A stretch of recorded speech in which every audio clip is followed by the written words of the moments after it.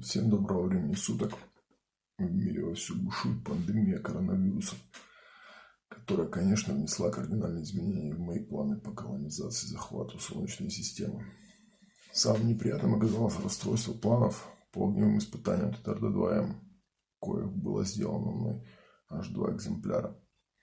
Двигатели имеют между собой небольшие отличия. Первый как раз выполнен в соответствии с планами, которые я озвучил в прошлом видео. Вот этот. Кстати, ссылка на это видео будет в углу для тех, кто недавно присоединился. Вот. А именно увеличенный диаметр канала горения. И я увеличил критическое свечение сопловой части с 8 до 9 мм.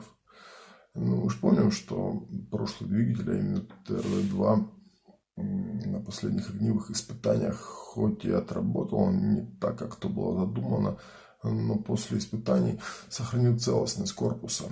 А поэтому я тут подумал, а почему бы мне не сделать второй экземпляр? Это уже ТТРД-2М, так как имеет диаметр канала горения 10 мм, но диаметр критического сечения сопла остался прежним 8 мм. Суть в том, что увеличение критического сечения сопловой части снижает и тягу вследствие падения скорости сечения газов и снижения скорости горения топлива, а значит и снижение количества выбрасываемого топлива в каждую единицу времени. Все было подготовлено к проведению огневых испытаний в аккурат ко дню космонавтики 12 апреля. Но правительство решило продлить карантин, тем самым отложив огневые испытания ТТРД-2М на неопределенный срок. После испытаний, в которых двигатель взорвался на тягоизмерительном стенде, я всерьез задумался о том, что куски топлива, которые разлетелись в разные стороны, могли привести к непредвиденным ликвидациям хозпостроек. И, возможно, не только моих соседей тоже под ударом. На видео видно, что стенд изменился. Конструктивно я сделал его разборным специально для того, чтобы проводить испытания вне населенного пункта. Именно поэтому карантин и внес коррективы в планы по проведению огневых испытаний. Но с другой стороны, есть много других дел, которые нужно делать для того, чтобы принять челлендж господина Маска по терраформированию соседних планет и освоению Солнечной системы. Одним из таких мероприятий является постройка той части ракеты, что не является двигателем. Я уже успел склеить часть фюзеляжа, в которой будет располагаться бортовая электроника.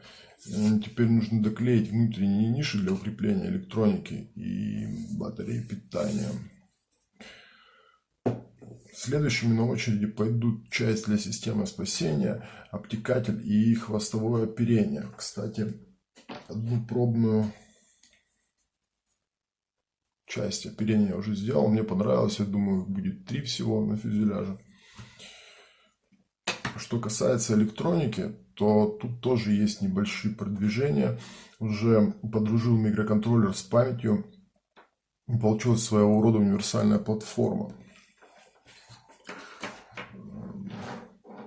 Вот, это модуль для установки памяти, это сам микроконтроллер. С одной стороны, если добавить датчик давления, вот он, то получится бортовая система регистрации высоты запуска.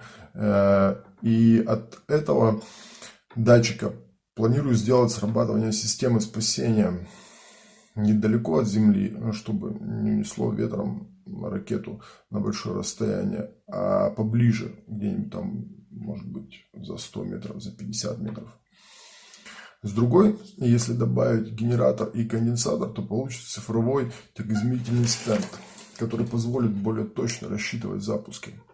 Ну и понятно, если будет готова электроника для стенда, то и конструктив придется переделывать.